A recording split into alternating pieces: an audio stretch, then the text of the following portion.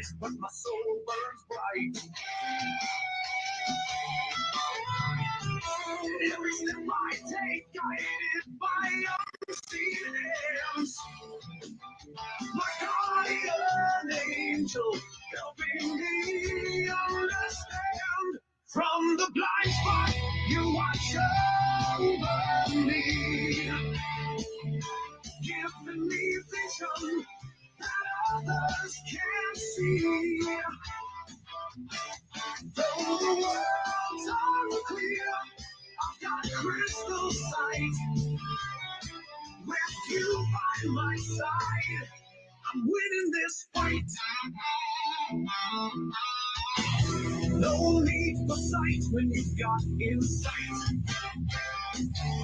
My inner compass always points me right. Obstacles fade as I forge ahead. My path illuminated by the wisdom you spread. From the blind spot, you watch over me,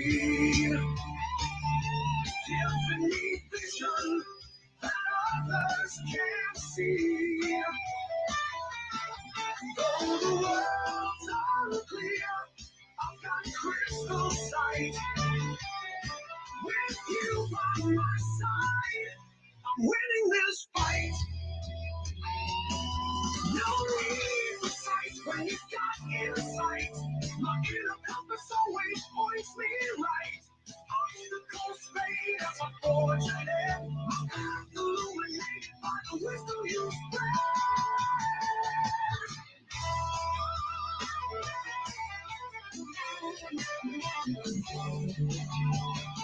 They say I'm blind, but they don't know the strength that grows when the lights are low. With every challenge, I rise above, guided by your unconditional love. From the blind spot, you watch over me, giving me vision that others can't see. Though the world's unclear, I've got crystal sight. With you by my side, I'm winning this fight. In the blind spot, where shadows and light collide, my guardian angel, forever by my side.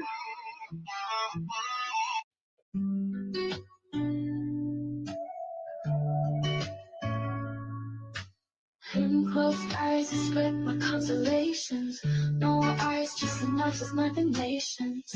Velvet silence hums beneath my fingertips. A labyrinth of echoes, I chart the crypts. They say signs that compass, but I've burned them maps.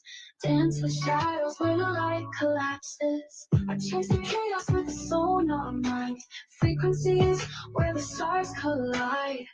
Every flow's a diamond half designed. The dark's my canvas, watch me redefine. I found myself in the blind spot, where the static builds a symphony. Heartbeats navigate the gridlock. Stars whisper calls to infinity. Oh, the blind spot, a kingdom never lost a line.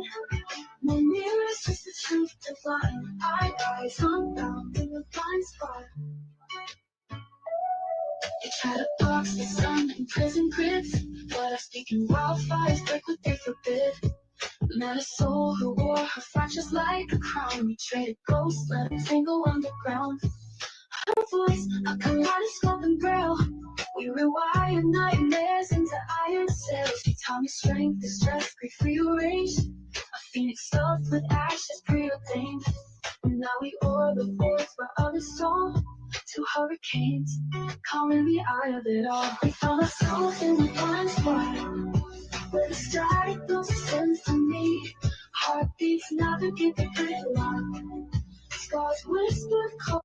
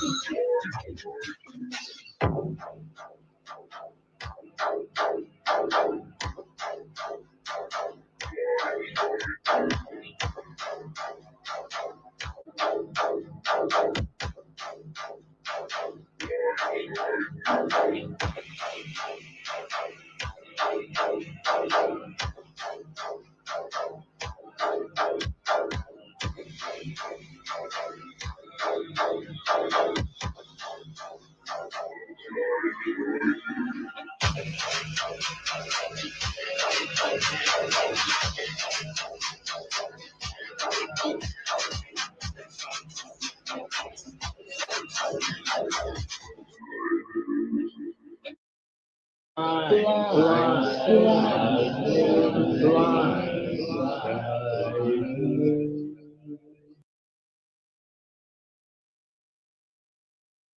yo, yo, what it does, YouTube?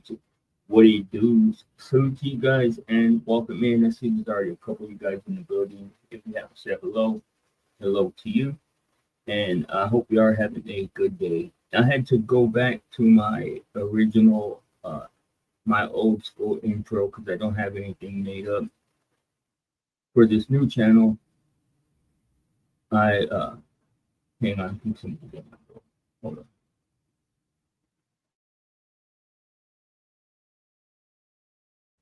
Okay, false alarm. But Kev, awesome homie Kev, has a new microphone coming to me, and I will be re-recording all of that audio with decent quality when that happens. Because believe it or not, that is my voice on those tracks. Well, except for the one that sing "But Girl." But yeah, hold on one second, guys.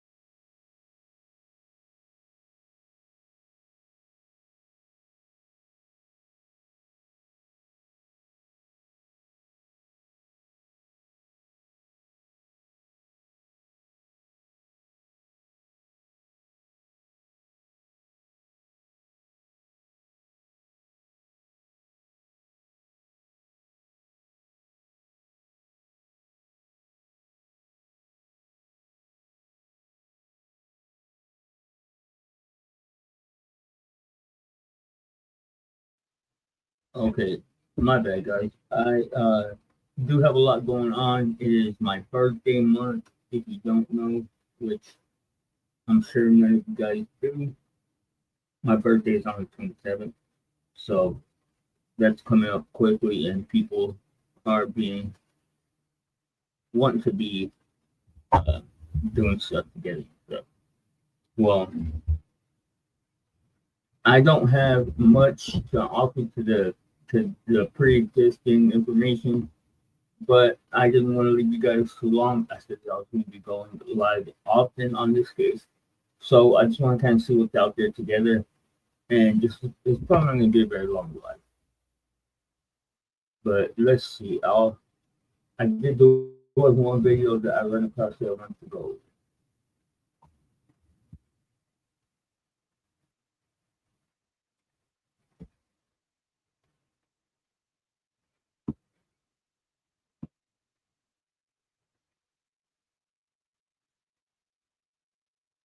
Here we go.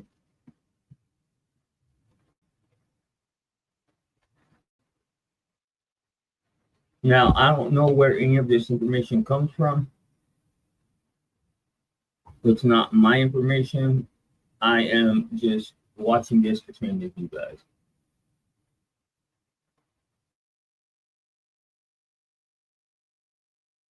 If these friends that you talked to have also been interviewed by the police?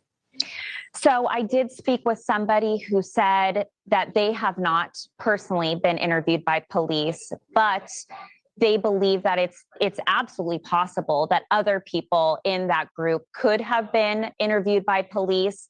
I'm sure police are trying to make sure that there's no stone unturned.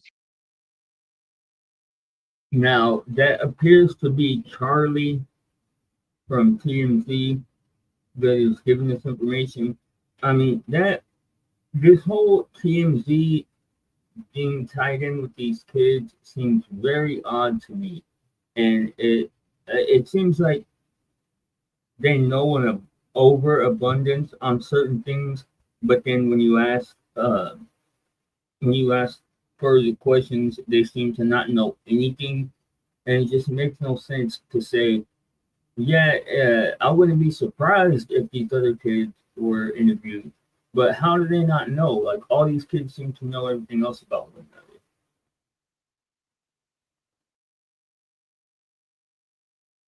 And they are combing through everything to try to piece together this just horrific case. Don't be shy. Don't be shy.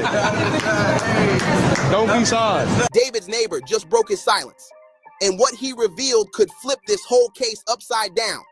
His words don't just poke holes in David's story, they shred it apart.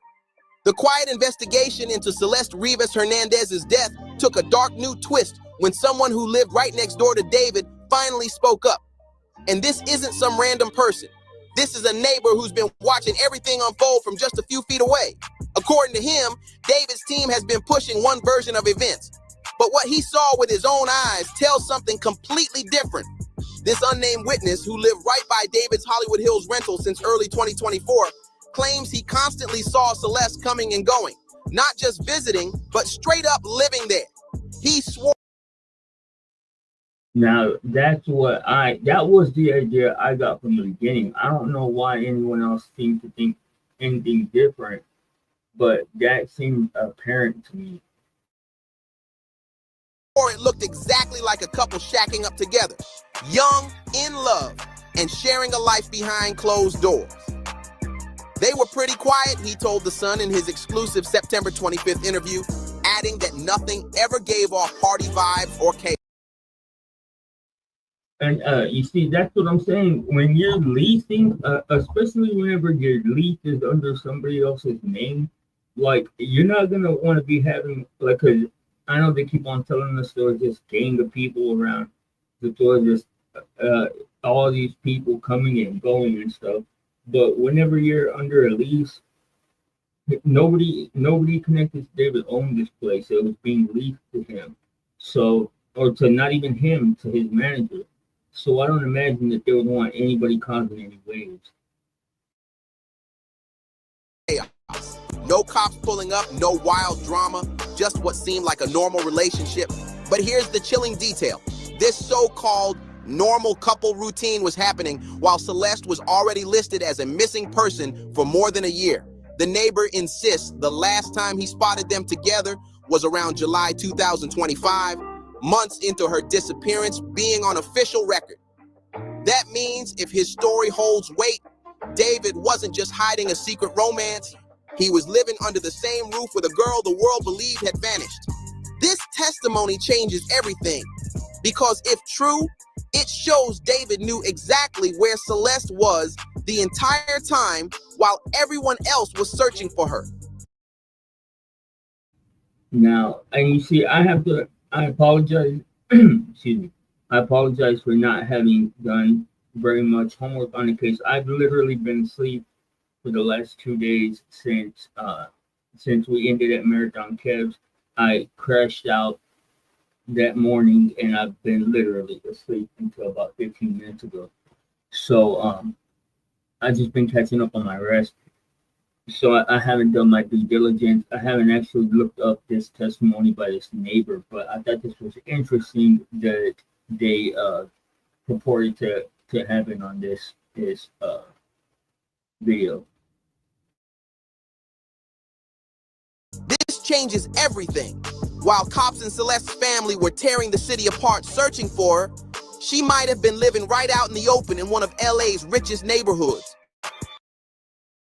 And that's a crazy thing to think about, if you ask me, because you don't, when somebody runs away, you go to the hood to look for them. Like, you wouldn't ever think that they would be in one of the richest neighborhoods in Hollywood and stuff, right? The neighbor admitted he was floored when he finally learned Celeste's real age and her tragic end. He thought they were just two young adults, maybe 18 or 19, doing their own thing. That assumption either shows how convincingly Celeste could pass as older, or how carefully David kept outsiders at a distance. The neighbor explained that David always came off polite, but never chatty, never inviting conversation, never letting anyone get too close. The couple kept such a low profile that no one around them thought to question their situation. But the most disturbing part of this testimony isn't about what the neighbor didn't notice. It's about what he couldn't ignore. Right outside that Hollywood Hills home sat David's Tesla, the very same car where Celeste's remains would later be found. Now, this right here was one of the main things on this video, that it's not new information. This is information that we've already had, but I hadn't actually thought about it. So think about this. The neighbor recalled the vehicle being visibly smashed at the back, looking like it had been in a bad accident. Curious, he once asked David about it, but David brushed him off with no real explanation, acting like he didn't care and refusing to fix it.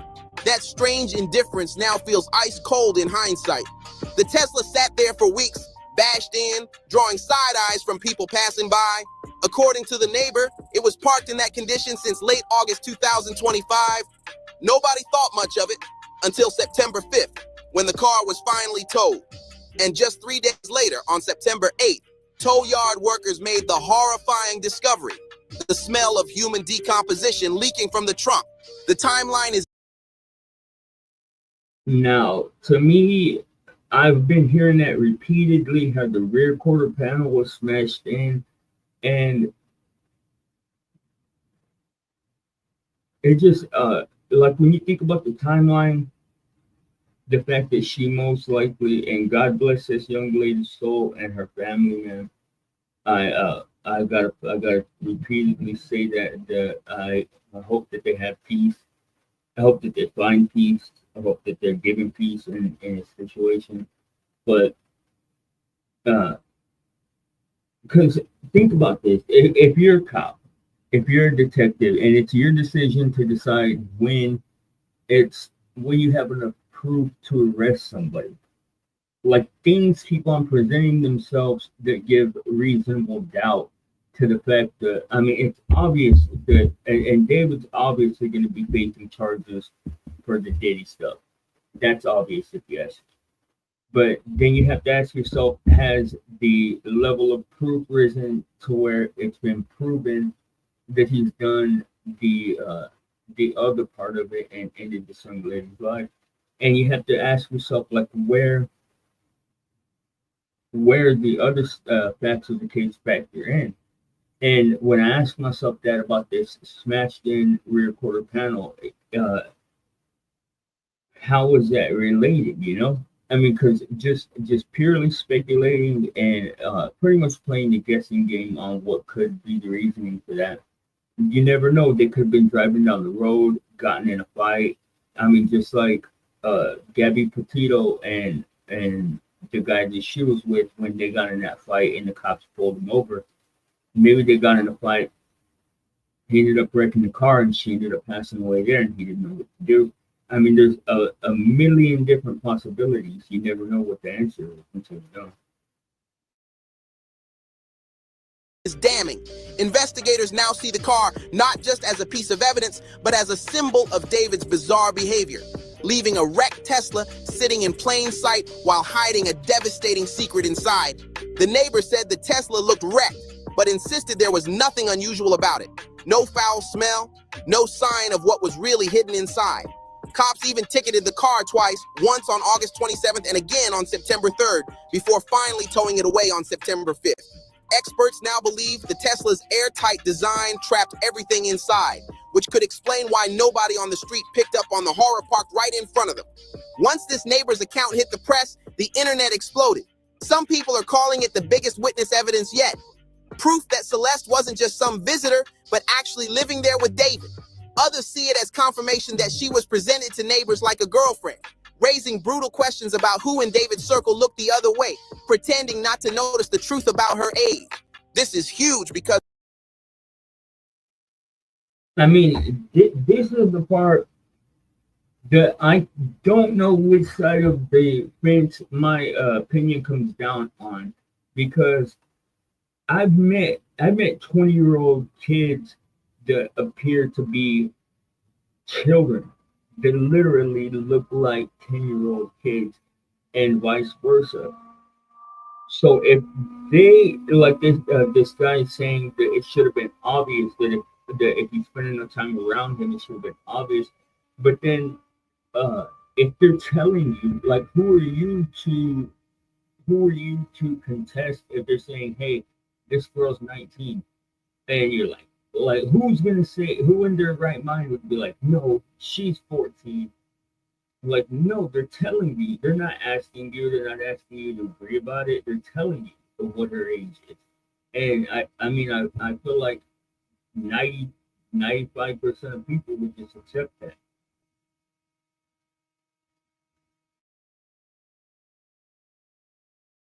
Because it completely shatters the story David's team has been pushing, that his contact with Celeste was limited and casual. Instead, it paints a picture of a full-blown domestic setup, one that crosses the line into something flat-out illegal, considering her age. And this isn't just some random bystander. This was the man living right next door, with no reason to lie, no clout to chase, just reporting what he saw. On September 18th, 2025, police executed a search warrant at David's Hollywood Hills rental. But strangely, no arrest followed, leaving investigators piecing together timelines and evidence. Now, you see, my perspective has changed on some of this stuff. Just having time to ruminate on it and think about it. And while I do not condone, support, or co-sign anybody ever even engaging in any kind of way with the minor, if they're not your kids, don't even, like, you have no business even talking to them, in my opinion. That's just my opinion. If you don't work in child service, which I mean by that, school or something to that effect, then you don't even have any business engaging with kids. But one of the things that I realize, man, is that when I look at the older generation, even as far as my parents, probably your parents, whoever's listening to this, and whatnot, a lot of times people did wife up at 14, 15 years old, man. And I'm not saying that that's okay. I'm not saying that it's right. I'm not saying that it's acceptable. But is this as uncommon as we want to believe? That's the only question that I present in saying that. In silence. That delay only fuels more theories, that this case might go way deeper than just David, and that other adults in his orbit may have known exactly who Celeste was and still chose to keep quiet. The neighbor's revelations aren't just testimony anymore. They're a spark, setting off suspicions of a cover-up and whispers that powerful people could have been protecting David from the start.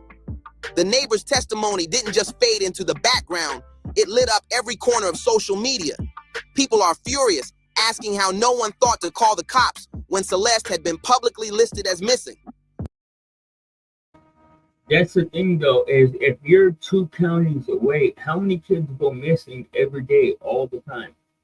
Like, you're not gonna know if, like, I try to apply this to like a real world scenario. I see people all the time that I don't know if I'm like hanging out with my friends, and I would never know if one of them was considered missing or classified as missing unless somebody told me to, even if I saw their picture. Like, the dot doesn't, it's not a commonly occurring dot. You know, it wouldn't even cross my mind, in all honesty. Her photo was out there, her case had already drawn attention, yet she was allegedly living in plain sight with David. This wasn't speculation from fans online anymore. This was firsthand, day-to-day observations from someone right next door, turning whispers into concrete evidence. But the storm didn't stop there. As investigators kept digging and the public heat grew unbearable, another piece of the puzzle surfaced, this time from inside David's own camp. Friends and associates who had been around him and Celeste started stepping forward, but their version of events sounded a lot like damage control. Their coordinated defense popped up almost overnight, hitting headlines on September 25th and 26th, 2025. Their story? They insist they had no clue about Celeste's real age. They say they believe she was 19, a college-aged girlfriend who fit right into David's world. According to them, she carried herself older, dressed older, and even flashed what they claim were fake IDs. That's their shield, ignorance. But fans and critics online aren't buying it. With so much evidence stacking up, people are questioning how a whole group of grown adults with access, money, and influence could all be fooled so easily. The defense coming from David's circle doesn't read like truth to many. It reads like a script, rehearsed and rolled out just in time to soften the blow. And now the public wants answers. Were his friends really blind to what was happening? Or were they complicit in keeping a dangerous secret? This new defense wasn't whispered in... Shout out me, but I have to admit when where I'm mistaken and stuff, and one of the things that has brought reality to my mind in this case is when I looked at the age of all of this content that David makes that's so morbid. And I have to admit, I thought that there was a possibility that some of this content was made after her passing, but it seems apparent to me that all of this content was created before she passed away. So that changes things in my opinion. back alleys, it hit the mainstream full force through TMZ exclusives and even made its way onto News Nation's Banfield. Of David, how did they know him and how well did they know him? Yeah, so the folks that I spoke to are in the LA music scene, so they know David very, very well. They didn't know Celeste as well as they knew David, but they did notice that he was bringing her along when they would go to parties in the music scene. Maybe they would have hangouts after a recording session, and they knew David to be a very gentle person, is what they told me. They also described him as very soft-spoken. Friends around him are extremely shocked that he's even remotely connected to this grisly murder of a 14-year-old girl. Obviously, he has not been named a person of interest, and from what we've seen, there is no legitimate connection connecting him to the death of this young girl. However, her remains were found in his car, and just that connection alone has really shocked a lot of people around him. Suddenly, the world got a front row seat to how David's own friends are scrambling to protect themselves, spinning a narrative that paints them as clueless bystanders to what now looks like a long-term illegal relationship. According to their version, Celeste wasn't some hidden secret. She was fully blended into David's world, moving around his social and professional life like she belonged there. Did they? Now, I don't even understand why this has to be said. I mean, that seems fairly obvious to me, but I guess people don't catch on to certain things until they're spelled all the way out. But that all seems fairly obvious. When you tell me that she ran away for this timeline and she's been over there with him and whatnot, like that all seems fairly obvious. I get the impression that this was a romantic couple. Yes, absolutely. So the people that I spoke to that were seeing them together out in the scene believed they were romantically involved. Now, look, they did not say anything about PDA, said that David was a very shy, quiet person, and Celeste seemed to mirror that as well. So they weren't out there making out at parties and things like that, but they did believe, because they would see them together so frequently, that these two were in a relationship. His friends swear they only ever saw them as a couple, young, in love, and nothing out of the ordinary. The backbone of their defense, they claim they truly believe Celeste was 19, thanks to her presentation and those alleged fake IDs she flashed whenever necessary. Where did they get the idea that she was somehow a 19-year-old going to USC as a college I know. Isn't that just so crazy? Because, you know, we think, how does a 14-year-old child present? I mean, when somebody tells you their age, you're not going to challenge it. Like, it's very simple, in my opinion. And when somebody says, hey, if someone says, hey, I'm 50 years old, and they're completely serious, your brain doesn't think to go to their lying.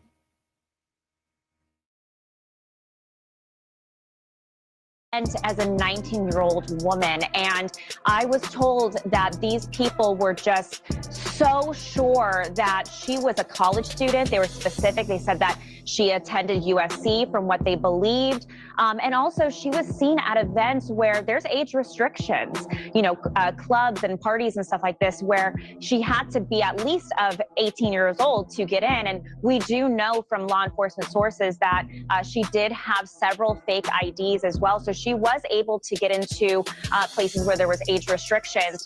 On the surface, this excuse sounds convenient, but once you pull back the curtain, it gets messy fast. These weren't random strangers bumping into her at a bar. These were friends who spent real time around David and Celeste, often in spaces where someone's real age eventually comes out.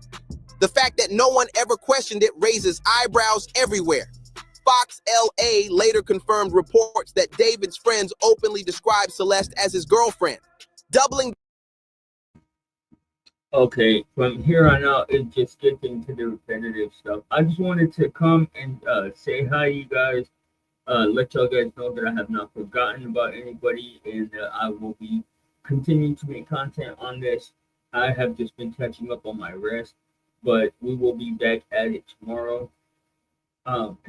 The neighbor testimony, and also the only other thing that I've seen that's been new was there was a TMZ video of the cops having swatted David's Texas home, which when they showed up there was nothing there, but it seems to have been fairly early on in the case. But other than that, guys, I'm going to get back to my rest. Kev, if you're seeing this or if you run across this, I will hit you up as soon as I find my phone. I don't know where I put it, but I think a StreamYard. I think you were preparing for a live stream maybe, and the StreamYard got blended. So I apologize if I messed anything up for you. If you are going live tonight, I will see you there when I wake up. Salute to you guys, man. I love you guys. Remember, there's your side, there's her side, and there's the blind side. Blind side news. Y'all be good. I'm out of here. Peace.